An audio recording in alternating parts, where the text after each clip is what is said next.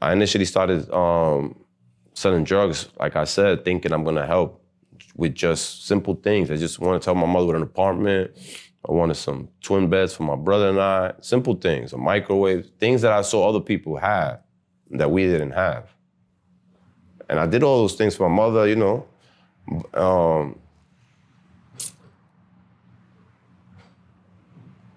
But in a way, I destroyed my own household in doing so. And then went to prison.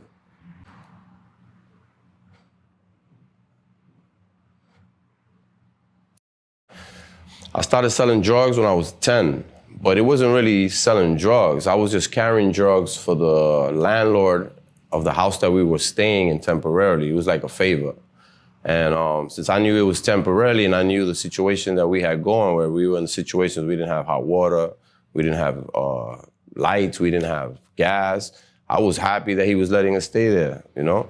And I thought, how could I make this last longer? And I thought it would be by introducing myself to his business. He had a grocery store on Fulton Street in Brooklyn, and he sold cocaine out of it.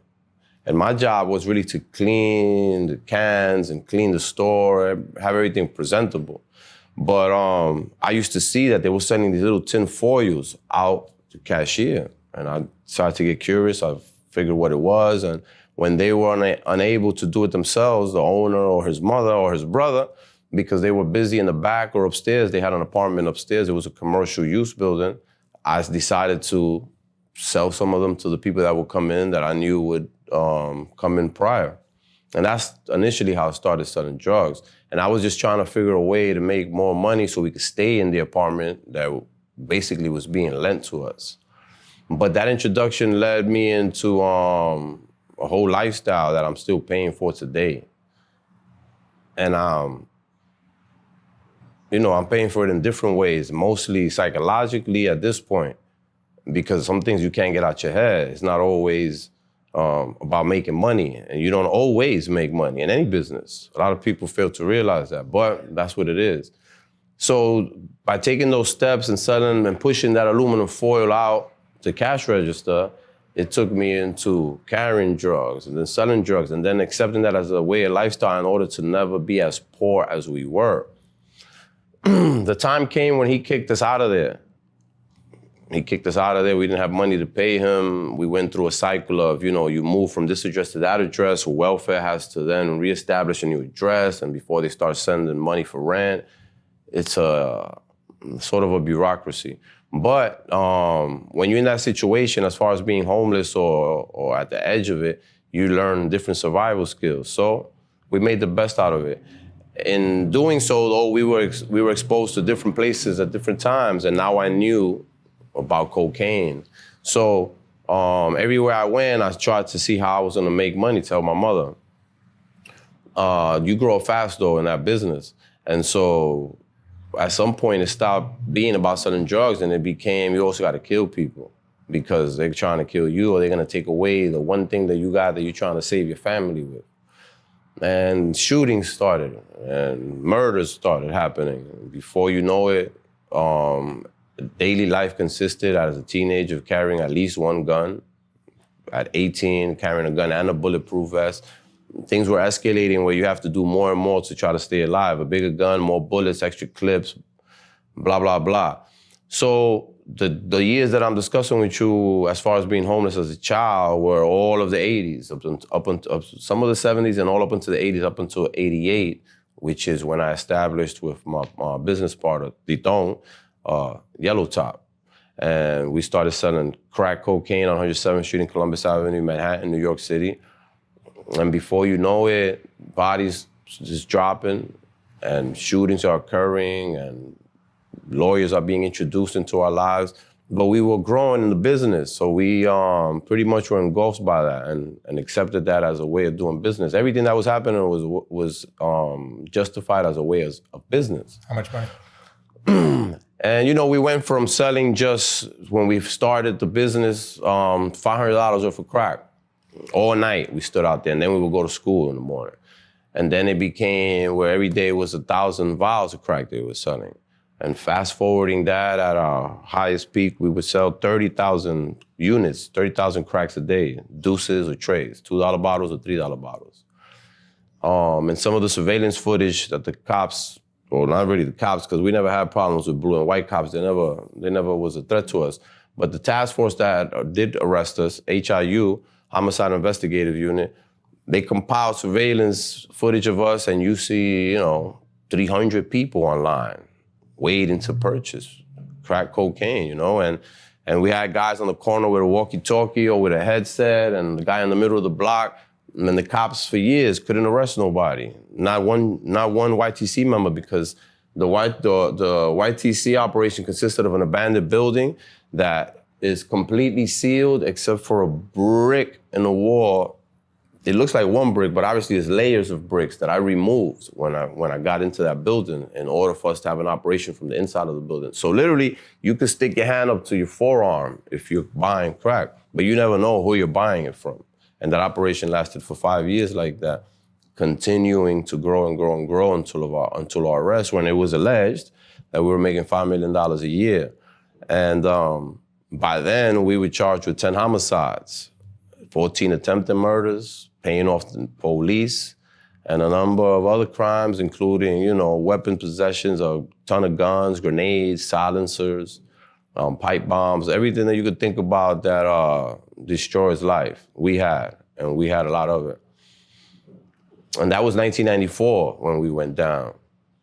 Now, going back again, when you're a young kid and you're making thousands of dollars a day, and $10,000 becomes nothing to you, you want more than that, a week, you get a lot of false sense of power, and your ego grows, and you make a lot of bad decisions. You don't have to be bad to make bad decisions. Good people make bad decisions too, but a lot of the decisions we made, if not all, were bad. I say if not all because bad people do good things too, So I have saved lives. I've kept people from being killed, but I'm also responsible for ordering a lot of violence.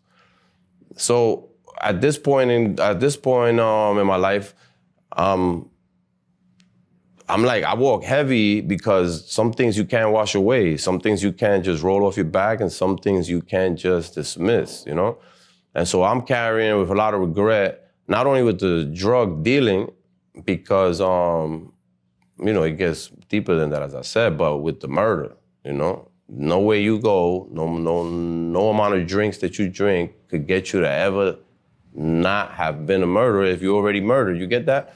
So you can't wash that away. You change somebody's life, you change somebody's family's lives, somebody's kids' lives if they had kids, and there's no, at a time when you mature and you grow, there's nothing that you could do to express remorse for that. You could say sorry, and I've apologized to the mother, at least of one of my victims, but you cannot get it out of your head, man, no matter what you do. So I feel that shit growing inside of me sometimes and weighing me down, because I want to do better. I want to be looked at as a better person, but there's always that. Especially nowadays when somebody meets you and they just Google you as they walk away, and then boom, you may never see them again. That may be the person that was going to change your life. It could be an employer, it could be a business partner, it could be a lover, whatever it is. But it's a lot to carry. And what do you do when it's up to you? And you're the one that made those decisions,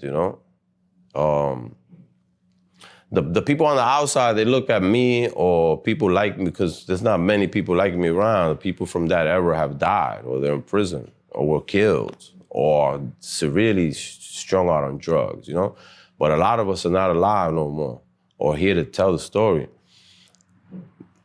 In general, people look at me and they just think about that, YTC, but there's much more to that. There's much more to that than just that. Sometimes when you look at people for who they were and you don't give them credit for who they're trying to become, who they're trying to be, then all they're going to give back is that, what you know them to be, So it's better always to welcome people into the stages of the life that they're trying to conquer and introduce themselves into. I don't want to be known as a drug dealer. I'm not a drug dealer. I don't want to be known as a killer, but I'm responsible for death. So what I want to be known for now is for my writing or for my projects, for my content, and that's what I'm looking forward to. Whether I'll finally accomplish it, I don't know, but that's what I'm trying to do, and that's what I'm going to stick to steadfastly. You know, I'm not going to detour from that, because for the first time in my life, I smile when I think about coming on the White Underbelly show. You know, that excites me. Before, it might be, nah, I'm about to go over here and make a move. Now, you know, in other words, I don't live for Friday nights no more. I live for Saturday mornings, you know? And it's a whole better way of thinking and seeing. I know now Irish people, Jewish people, mostly white people that I didn't know before. And in my hood, when you coming up, they teach you to hate the white man. It's the white man's fault that you here and there. And there's plenty of history that could certify that as true. But it ain't every white man that's your enemy. It ain't every white man that's a cop, and every cop ain't bad, and every white man ain't out to get you. Simple as that. And I've persevered by just continuing, and that's what everybody else could do. Any situation that's been thrown at me, I've tried to overcome it. Prison, multiple times people have tried to kill me. Poverty when I was a young child. When I was released, I only had a place to live for 32 days before the woman that I was with kicked me out of her house. And that's a shock for a guy on life parole, and who is me, because I'm not a regular dude, and I claim my own, or I demand my own respect, right? So for you to get kicked out of where you're living at on life parole, it's not about getting kicked out. You're on life parole. That means you could get violated and get sent back to state prison, depending on what move you make after being kicked out. I violated my parole that day because I had to go somewhere, so I headed back to my old neighborhood. And that's where I got on my feet. But for me, for a guy that was raised as a homeless kid, was in the shelter system, who got into the wrong things, who then went to prison. You were born where? Huh? You were born where? In Puerto Rico? I was born in Puerto Rico. And I was raised in New York City. But it was tumultuous because of the homelessness and lack of opportunity. So for me, to be on parole for life, I think it's a miracle that I was released, to tell you the truth. You know, it was through prayers that my mother had going. She was calling every radio Christian show I think she could think of, trying to get prayers for my parole, you know? But when I got paroled, my legs wobbled when I received the letter, because I did not expect it, you know? And now to be out is delicate, you know? You thinking somebody made a fucking mistake. They let me out. I carried the paper that says I'm released with me for a year in my wallet, in case, you know, after a while, I started to think this is pretty stupid what I'm doing, but I still held on to it, right? But I felt like, in case they come at me, I could show I was released. And that's how crazy it was. I went to the train station to try to get a token. And the lady laughed at me, talking about, what you want a token for? I'm gonna get on the train. She told me it's Metro cards. I'm like, what's a Metro card? So, you go through those things. When you're released, you're a baby, bro. You being released to a world that's new to you, and to people that are new to you, and to a lifestyle that's new to you. You're not who you were. You might think you that person in your mind, but that's not who you are no more. You're in a new place. And to be on parole and to have to go to a shelter because you got kicked out is for me at least, was traumatic. Then I got to the door of the shelter and they didn't want to let me in because of my record. So I'm like, now what? So I violated parole because I said, fuck it, I'm going back to 107th Street, and that's what I did. And I overcame that. Just like everything else, but you take your bruises as you go through life. And my bruises have been more like contusions, because they're significant, man. It's not easy to do a life sentence. That's what I was doing. So every day you wonder if you're ever getting out. And it don't matter how many programs you do and how much you do to better yourself, because you're doing life. So there's nothing legally that you could do to get out of that if they decide to keep you for that time. But I still continued. I did everything I could do inside, and I got into helping other people. I started working with the blind, and that was my favorite thing to do, because I knew I'm helping somebody. And I had a great guy. His name was Khalid Arach. He's from Turkey. A real gangster. Prison, people think prisons are filled with gangsters, but they're not. There's only a few. And he's one of them. But he was also a gentleman, and he taught me a lot. He was blind. He was from Turkey. He had the biggest drug sale in New York City history. And he had the same judge I had and the same task force that arrested my crew, arrested him. His sale was for 100 kilos of heroin. He I think in Trump Plaza, at that.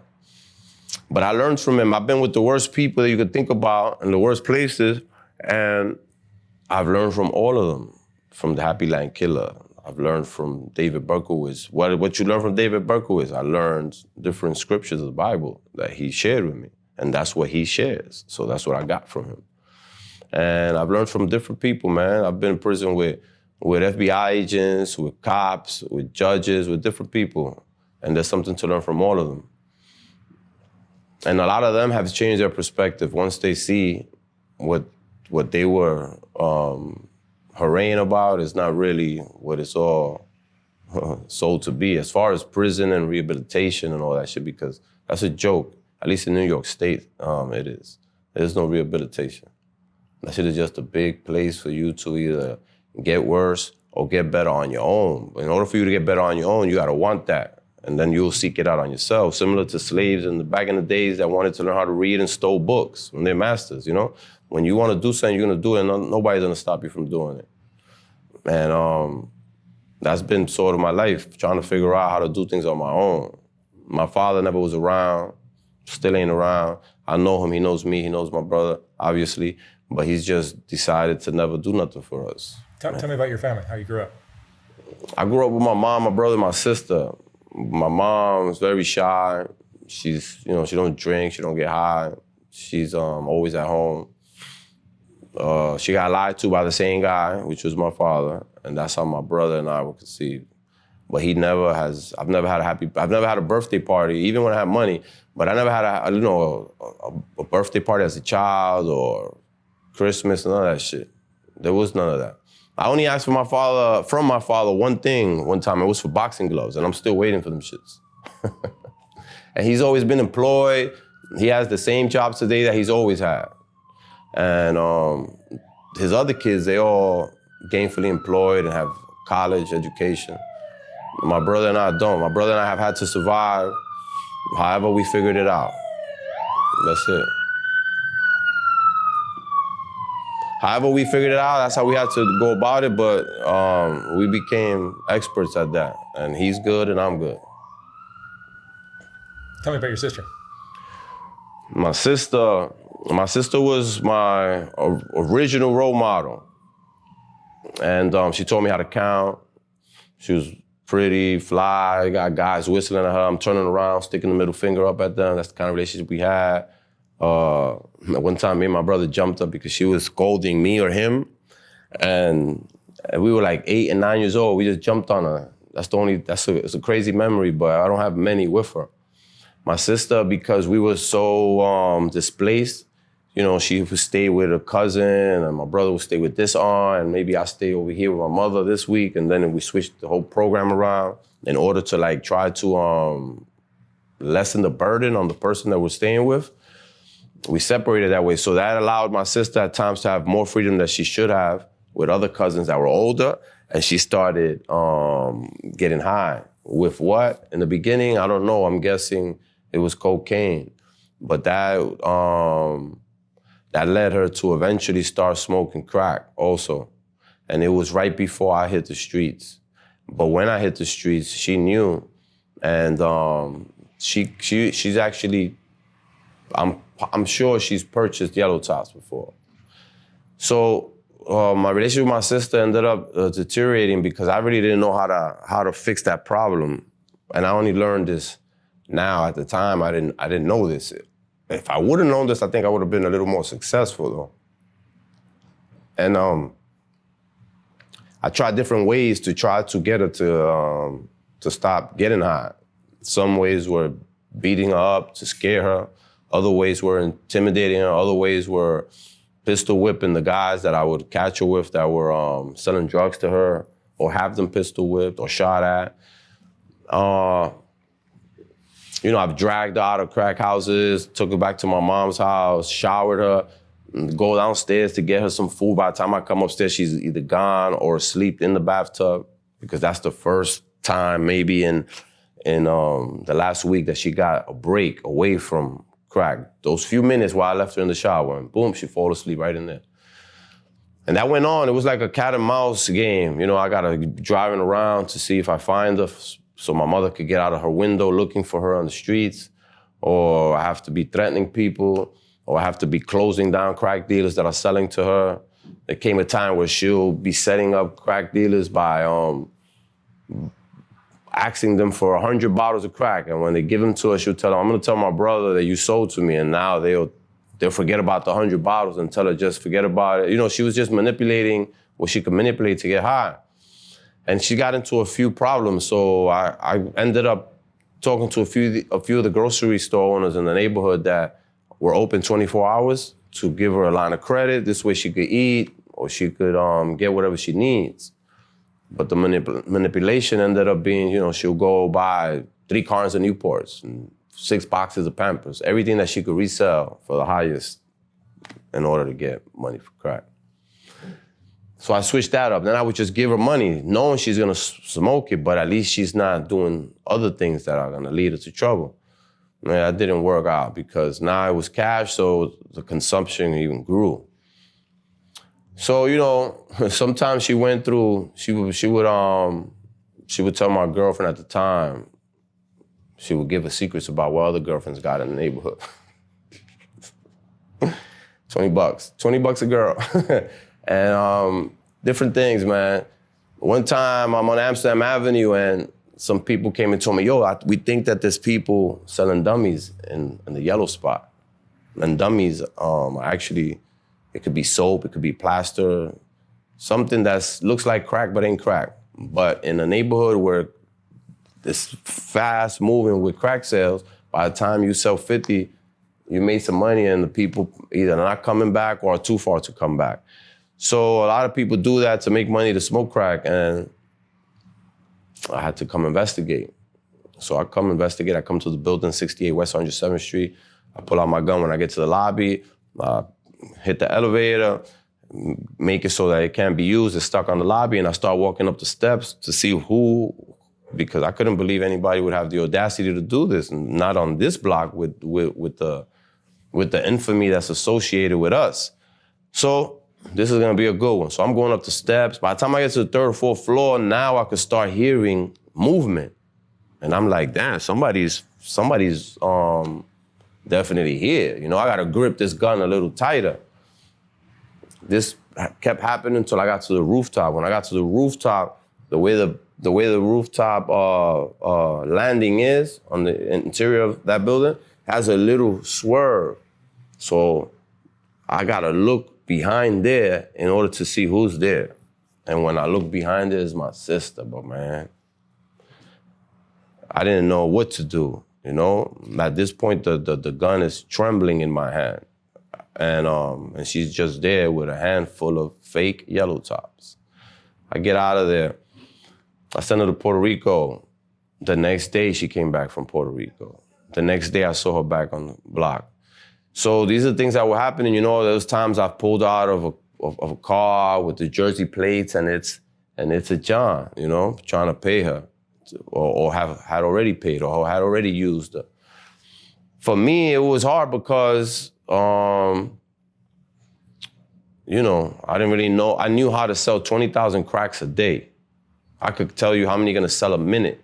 I could tell you what recipe I'm gonna use on this block and not on that block. But I could never figure out how to keep one crack out of my sister's hands. So how successful could you be, and what are you really successful in, If the only successful thing you're doing is destroying a whole hood because, you're worried about your sister, but there are hundreds of other women online to buy your cracks. And they from the Douglas Projects, or they from Harlem, or they from Uptown, and some of them are from Jersey, Virginia, but they're coming there to buy your shit. And it was always like two monsters inside of me trying to figure out,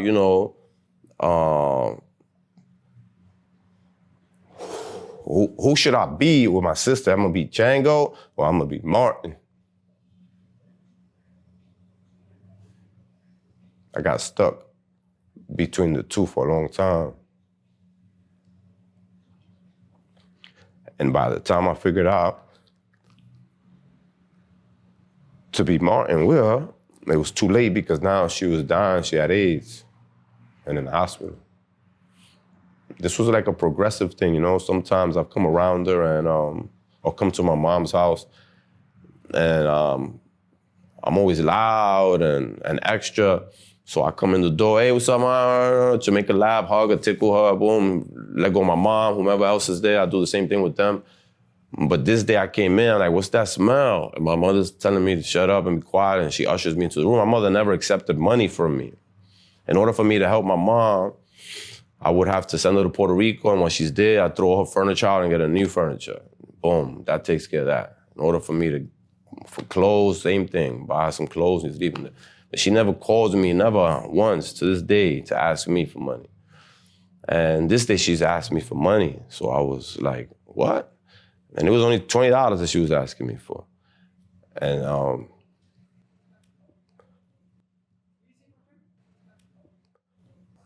the $20 was for my sister. She didn't really know what she needed, but she thought she needed $20, and it was for a vaginal infection that my sister had, and that was the smell that I complained about when I walked in, and that's why she told me to be quiet. So when I got out the room, I went to the living room. My sister was sleeping on the sofa. She was at rock bottom. She came on her own.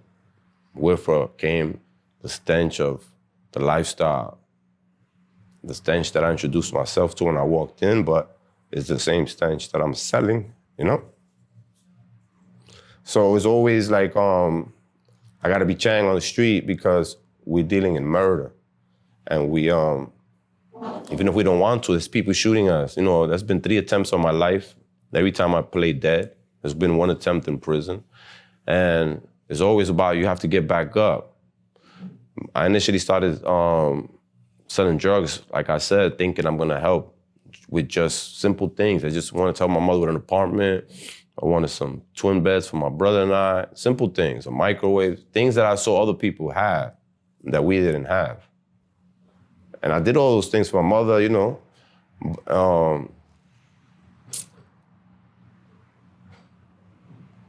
But in a way, I destroyed my own household in doing so. And then went to prison and destroyed myself halfway through that by trying to survive in there. And now this is the first time I'm out here trying to live, bro, and trying to do things. Sometimes with no support, but I'm still going.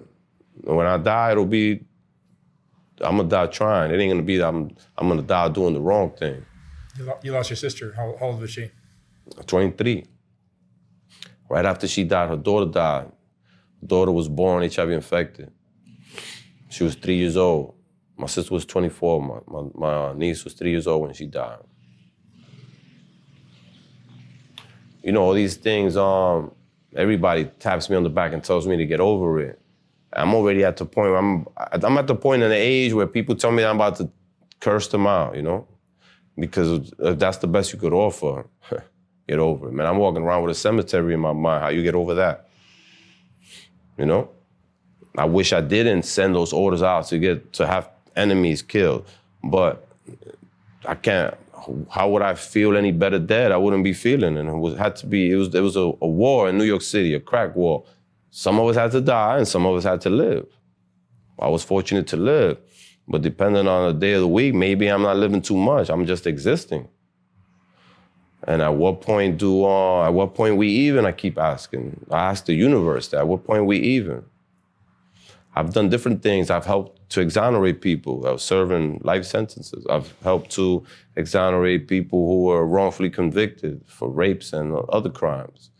I've helped people with many different legal things, other exonerations, But I do those things to try to even out with all the shit I know I've done. And there's always the question of money. I've never received one penny from anybody from helping people. And I've helped people who have received 8 million and 10 million and 41 million. It really ain't, I'm not destroyed by nobody really paying me, because I didn't make a deal with nobody to pay me. I feel good helping people in that way, because initially when I was a kid, I wanted to be a lawyer. And that's how I got along so well with Lynn Stewart. I used to go sit with her and do tutorials, and she would teach me about law. I would go with her to her criminal cases and arraignments to learn how she does things in the courtroom. This is a known fact on the street and in the courts. So this is the closest I've ever been to being a lawyer, by helping guys out, all of which I never knew. I never made a deal with nobody. I never told nobody I was in the health room. I found out about things and knew how to do it, and I did it and helped people. So when people always ask, yo, but nobody's paying you for that, you shouldn't even be doing that. I've never done it for money. I'm doing it to even myself out with my own things, you know? Sure, I need money, sure. I'd rather buy lunch without asking how much is that before I get it, you know? But it hasn't ever been about that. And there's evidence in my life that higher power is helping me. So I'm getting something out of it. I'm meeting different people. Are you religious? I don't know if you could call me religious, man. I just have now come to a point, or maybe a few years ago, where I acknowledge that it's not us that's, you know, I'm not doing things because I'm so smart, you know. There's more to it than that, you know. And I'm not still here because of my extreme paranoia only, you know. I'm here because I'm being allowed to be out here. Something better than me and higher than me and cleaner than me is helping me get to where I gotta go. All of us, you know. We can't just want to pray when we're in a hospital or when we bleeding to death, asking for mercy. We have to figure out what we believe in and respect that there's higher powers that definitely guide us. Just like there's very negative, devilish powers too. What got you to change your thinking? My sister. I stopped selling drugs right before I got arrested. I sold some blocks on Amsterdam to somebody, and I sold my half of the yellow top business to Tito, free Tito. Tito's in state prison again. And it was my sister, because I would visit her in the hospital. I'm wiping blood off of her, and I'm cleaning her up, and I'm seeing her disappear, you know, deteriorate. And sometimes she's in a coma, and sometimes she's not. Sometimes she recognizes us, sometimes she doesn't. But I know what led her there. My mother, she knows it's drugs, but she doesn't know the kind, and she doesn't know that it's this crack thing, and she doesn't know that I'm a crack dealer. So by seeing her in the hospital, by walking past her one time and not recognizing her from one day to the other because of overnight complications and her being filled with liquid and now being extra big, I didn't recognize her. I walked right by her. Those are the things that had me thinking, because right after I would leave her, I'm returning back to the block. And I might be telling a guy, yo, where's the lookout from the corner? Or I ran into somebody, listen, this dude wants 2,000 bottles, sell it to him. Right after the hospital. So after a while, visiting in the hospital, because she was there a while, I was like, man, there's a lot of hypocrisy in this shit that I'm doing for sure. I'm crying and cursing about my sister, but as soon as I get from 114th Street in Amsterdam, St. Luke's Hospital, to 107th Street in Columbus, I'm back to being Chango. So it was like a struggle. Like I mentioned before, I'm a bit all over the place. But it was a struggle trying to figure out who to be until I decided, man, I'm not doing this shit no more. So I sold my stakes and I moved, but it was too late. I got a job at Columbia University as a doorman. And while I figured out what to do with the money I had, as far as cleaning it, opening a business, you know, I had a couple cars, a couple motorcycles. I didn't really need any toys. I had a bunch of jewelry. I had 2 places where I was living. What I needed was to establish myself legitimately. So I started a job. It only lasted a month though. And it was temporary until they figure out if they want to keep me. And the second day that I was on Rikers Island, they called my girl with a permanent position saying that the tenants liked me and they wanted me to be in the building. But it was too late. We already had a 95 count indictment against us. And little did I know that on that day I was gonna be kidnapped by the NYPD. And that's how that went. We had sealed secret indictments. And I was one of the first that they picked up. Prior to that, there were multiple shootings in retaliation for the attempted murder of myself and Tito, in which a cop was also shot. So things were heating up that summer of '94. I really didn't expect to make it, but my mentality at the time was, I'm gonna give it as hard as I could give it because I know chances are I ain't gonna make it past this year. And there was a lot of gun smoke on Columbus Avenue and Amsterdam Avenue. And some of it was on us and some of it was on others. I don't have any bullet holes in me, thank God, because I've always seen it coming, all 3 times. One time a dude tried to roll up on me with a dress and a wig, and what gave him away is his sneakers and his ugly ass ankles. So I had to up on him. Another time, 3 kids followed me up 107th Street. I picked up on them, left them on the corner, darted across the street onto traffic. They got stuck there. But I took my eyes off of them for 1 minute while I explained to some of my employees what's going on, and they crossed the street and started shooting. I played dead. There's been a few times that people have tried. Thankfully, no YTC member was ever killed, as Tito likes to remind everybody. Are you happier at this point in your life than you were when you were at your height selling drugs? Sure. I've never before been happy. That lifestyle I did to the best of my capability, but it was always under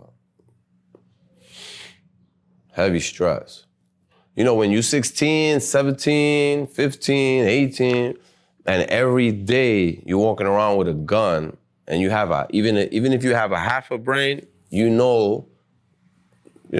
there's proof in the numbers. The more you do something, the greater the chances are that it could either fail or succeed, either way, right? So you are living and working in a war zone, right? The cops know you, homicide knows you, TNT knows you, the narcs know you, DEA done confiscated motorcycles that you have had. So every branch knows you, right? And if all of them know you, the FBI know you too, because your fingerprints get sent to them.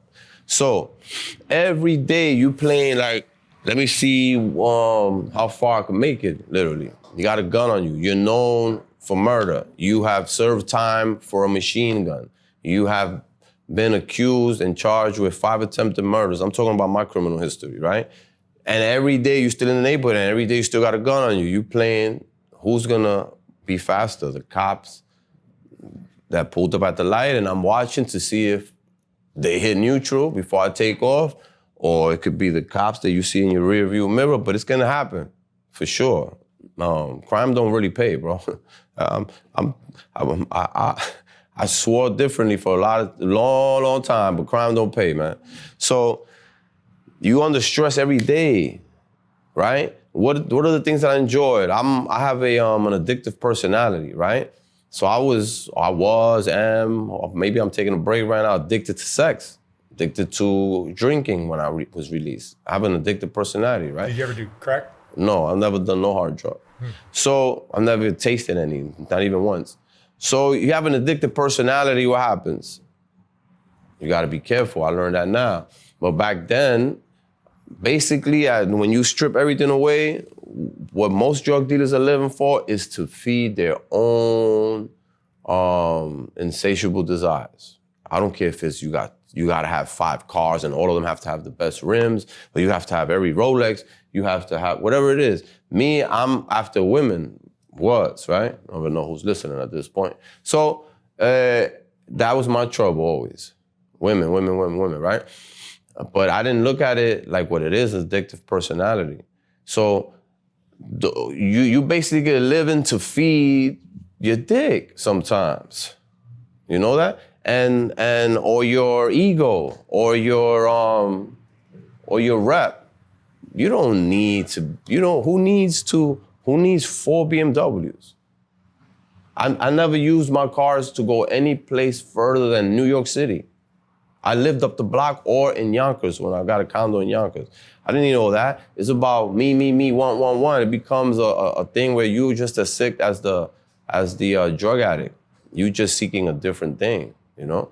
And for any drug dealers like that, you tell a drug dealer that needs a re-up that you don't have the kilogram that he needs to put in his spot, he's gonna be sick, he's gonna go through it, he's gonna have emotions, all kind of problems. It's an addictive lifestyle. So I never was happy then. It just looked that way. It looked that way to the people that thought that motorcycles, cars, women, jewelry, and money define happiness. Yes, I'm happier now.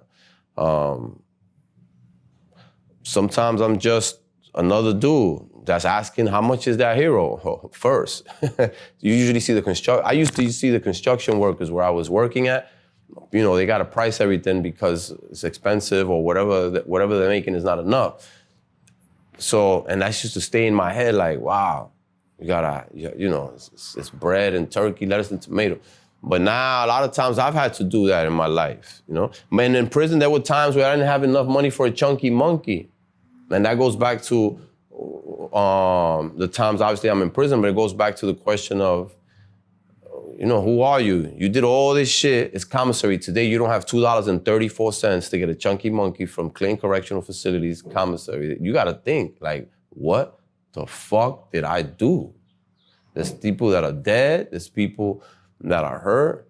The whole community was destroyed for years. You got kids that were born from that time that other people consider crack babies because they were raised without a mother and a father and with a cell phone. And I don't have enough to buy a chunky monkey.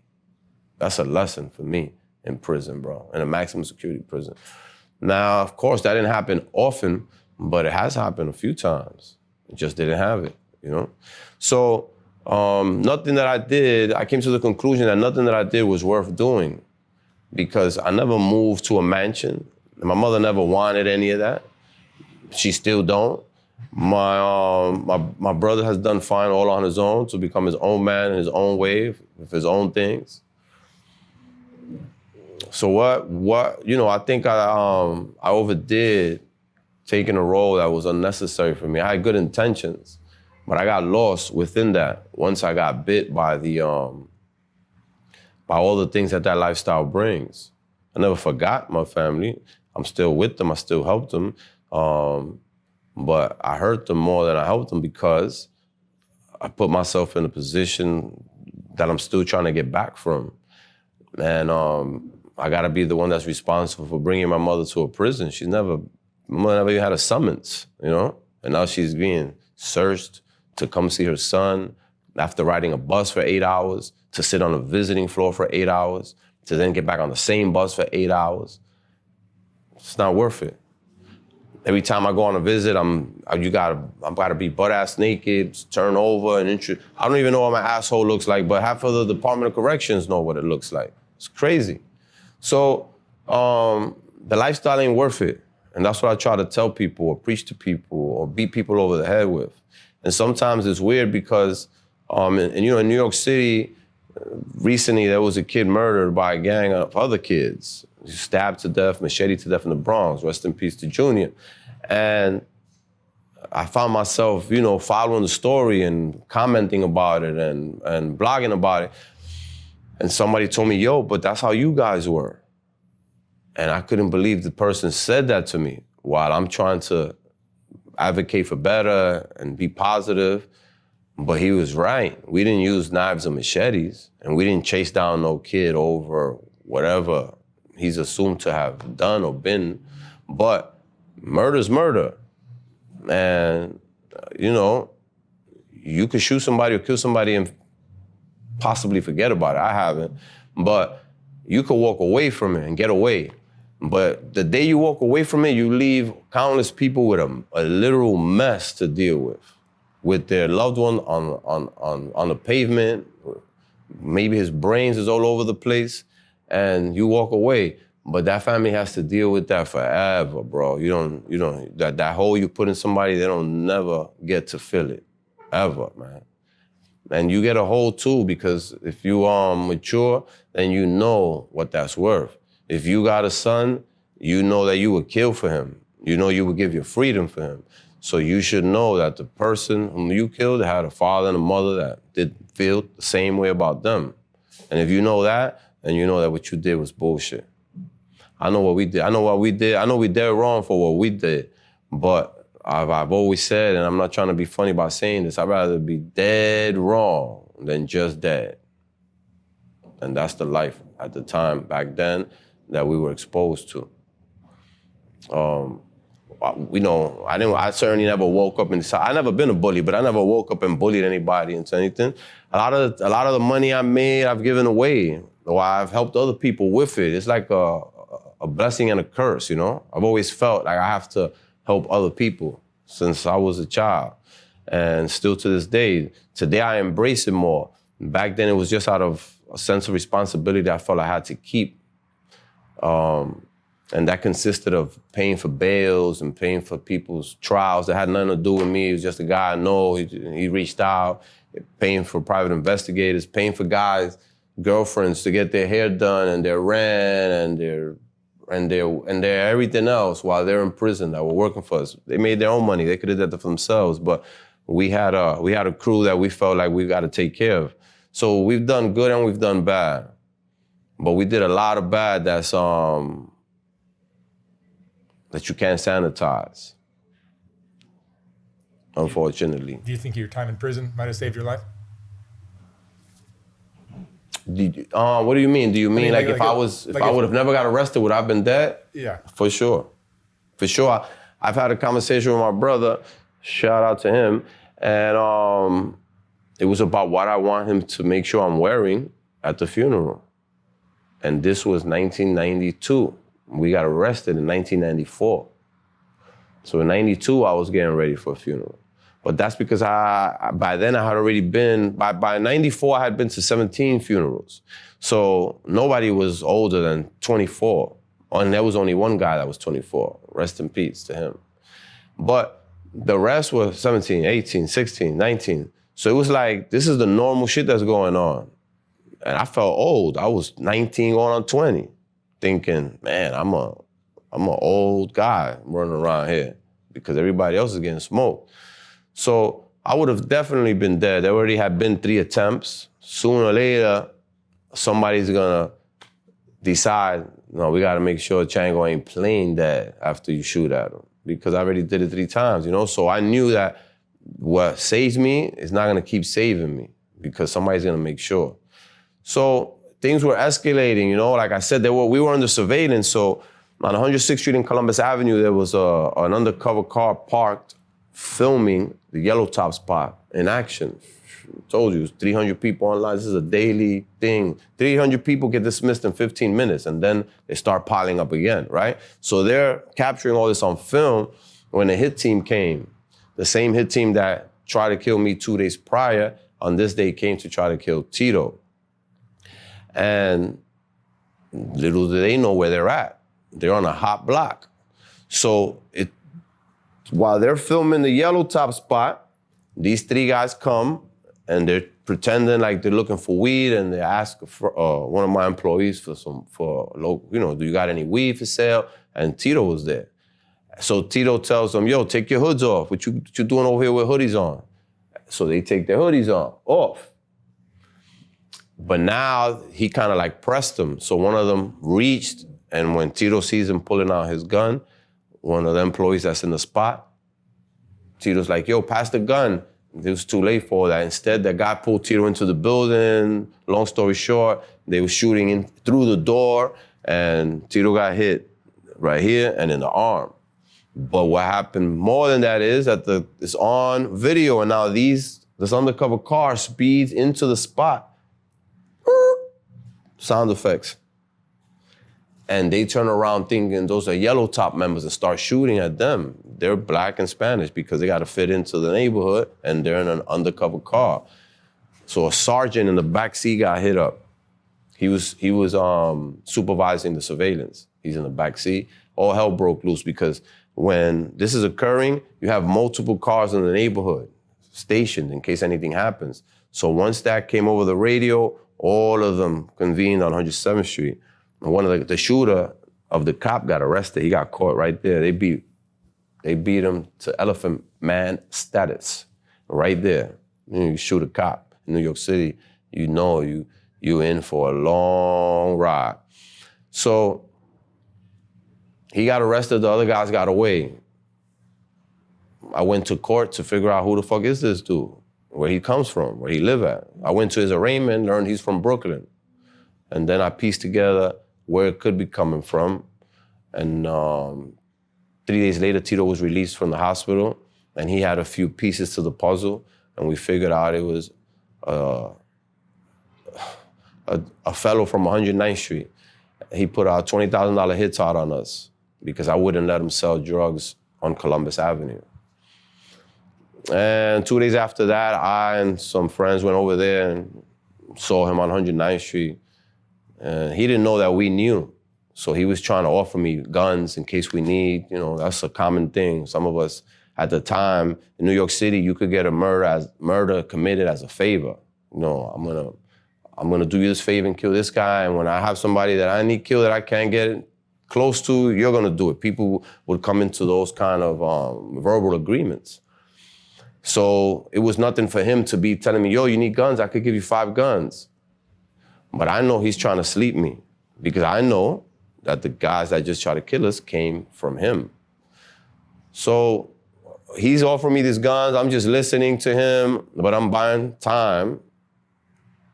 At some point I tell him, see you later. With not even with conversation, I did like this. And I'm walking away and he got tapped on the shoulder, he was shot 9 times. He lived. I'm glad he's alive, by the way. And he was shot in the neck, in the chest, in the nuts. He was severely wounded. But we by the time we got to the corner, maybe 6, 7 steps, a cop came around the corner. And he was scared to fucking death after hearing all those shots coming around the corner. And now he sees a gentleman that was with me right by the body that's laying on the street, on the pavement. So listen, his hat is here, his shirt is out, his gun is out. He's trying to radio everything that he sees going on. And you hear more sirens coming. And I'm telling my guy to get up because now he's on the floor. He gets up, but he leaves the gun there. And then he takes 3 steps. And then he goes back for the gun. And he picks it up. And the cop is hiding behind the car. And then more sirens are coming. Everybody's disappearing, hiding behind cars. This is turning into a movie. And now we're getting to the corner. The guy that's with me, he's not from New York. He's only been in New York for 1 day, right? So he don't really know where he's going. And I'm trying to get away from him now. So we turn 109th Street in Amsterdam Avenue, and the guy takes off running towards Columbus Avenue, where he was apprehended. I got away with another guy, and that was that. Raymond went to the hospital. That's the guy's name from 109th Street, and he lived. He was shot 9 times, and he lived. That's the kind of thing that was going on a daily basis, That was 12 o'clock in the afternoon on a school day, and there's a school on the block. None of this any one of us considered because it was a thing where we got to get him now. He just tried to get us. We've been here minding our business. I tell this guy he can't sell drugs over here, and he puts hits out on us. What do you do? Like go work it out with him? That don't exist, So you got to just give him what he tried to give you. So that's what I did. Like I said, he lived. He's a colorful character, that guy. What would you say is the most important thing you've learned in your life? There's so many things, man. I'd rather share a few than just one because... Give me a few. It's a good answer. I've learned not to judge. I've learned that not every time you have something to say, you should say it.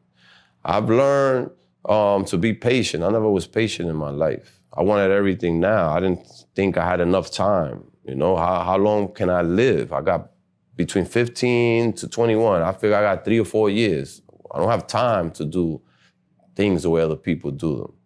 And then when I was 20, I'm like, I'm too old. I'm not gonna make it much longer. I can't slow down for nobody.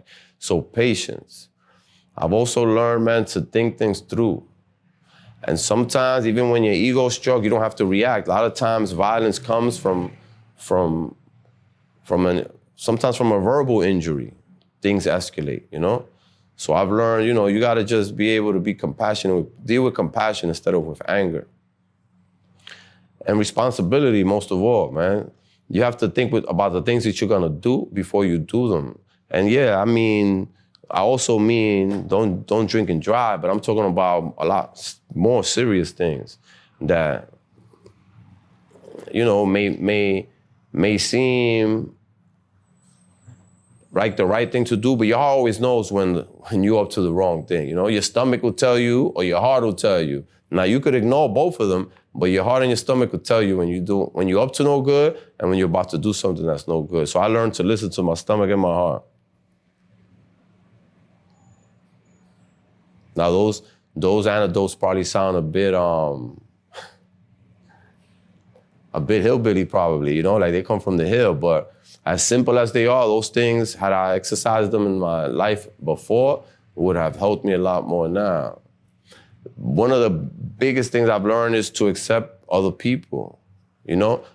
Different people that I have met have helped me, and in my prior life, I wouldn't have listened to anything they say because they have nothing to do with the way I have been brought up. But allowing other voices to come into your head, different ways, different cultures, different people, different languages, helps you in a way to grow into better ways and better things, better people, better circles, better networking, you know? And that's what has helped me. It don't matter how big the guy is, it don't matter if this guy's pink, if this guy's homeless, if she's a prostitute, everybody has something to offer. We all here doing something. If I look at a prostitute like she's dirty, there's somebody maybe partying Park Avenue looking at me on my clean day, considering me dirty. There's always somebody to judge somebody. In prison, the murderers judge the rapists. And then the rapists judge the pedophiles.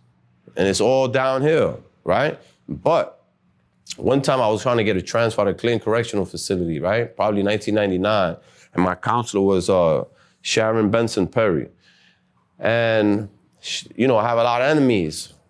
Everything that's from the streets is documented. It goes with you to prison. So, you know, wherever you have documented enemies, you're not going to that prison. Sometimes it happens with me 3 times.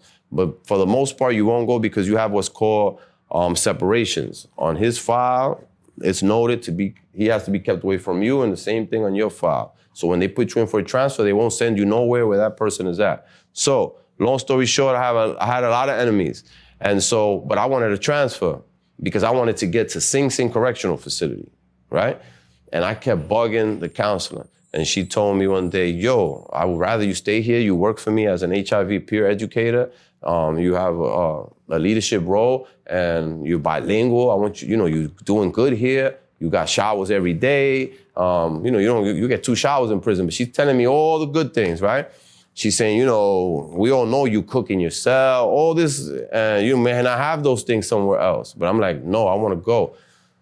So I tell her, listen, I'm not a rapist. So whatever problems I got, I'm going to deal with them wherever I go. I'm not the only one with those kind of problems or with enemies. She said this to me: I would rather be raped than killed. And she just looked at me. And I'm like, what the fuck is she talking about? So I'm like, I don't really understand what you're trying to tell me. And she said, yeah, you're not a rapist, so you're not going to have everybody trying to kill you, but you've done worse than rape. Acknowledge that. And I walked away learning that day that you could get up from a rape. You can't get up from a bullet in the head. So why should a murderer be any better than a rapist? Why do people welcome home me with 3 murders on my jacket, but the rapist everybody wants to talk about and judge? It's always that. Somebody judging somebody else. Always the downscale. As far as human beings, The girl with the long hair talks about the girl with the weave. The girl with the weave talks about the girl with no hair. Get it? I don't understand it. We all human and none of us is perfect. And everybody got shit. And everybody got an ugly side and everybody got that nasty taste in their mouth when they wake up. And everybody got that first dump they got to take when they wake up. And everybody get put in the ground when they die, no matter who you are, in the same, usually size or hole. And we all the same, bro. The difference is some of us are a little more polished than others, but that, you know, that ain't really shit, bro. I know millionaires that are miserable. Right here in New York, right here, I'm in California, talking about, right? In New York City, I know millionaires that are miserable. In prison, I know millionaires that can't go home and will give all their money to get a week of freedom. So I've been to all these different places, different prisons, all maximum security prisons, never a medium. And all I've been doing is absorbing and learning, you know? Shout out to Guillermo in Santo Domingo and Habibi. I got friends all over the place in Turkey and London and Colombia, Brazil, Mexico, that have been deported, that I've all met in prison. And I've learned from all of them. Some of them I visit and I stay with them a week or 2 weeks, and then I come back home. And those are friendships that I developed in prison and that were cultivated in a positive way in a negative place, you know? So at the end of the day, I got a lot out of being in prison. I didn't want to be there, and it almost killed me. I've been suicidal and homicidal, but look, I'm here. I made it. All right. Chango, thank you so much for sharing your fascinating story. All right, brother. All right. Thank you. This is a privilege for me, I told you. Yeah, I think we'll do another one of these one day. We doing it in New York. That's right. Next time. All right. Thank you. All right.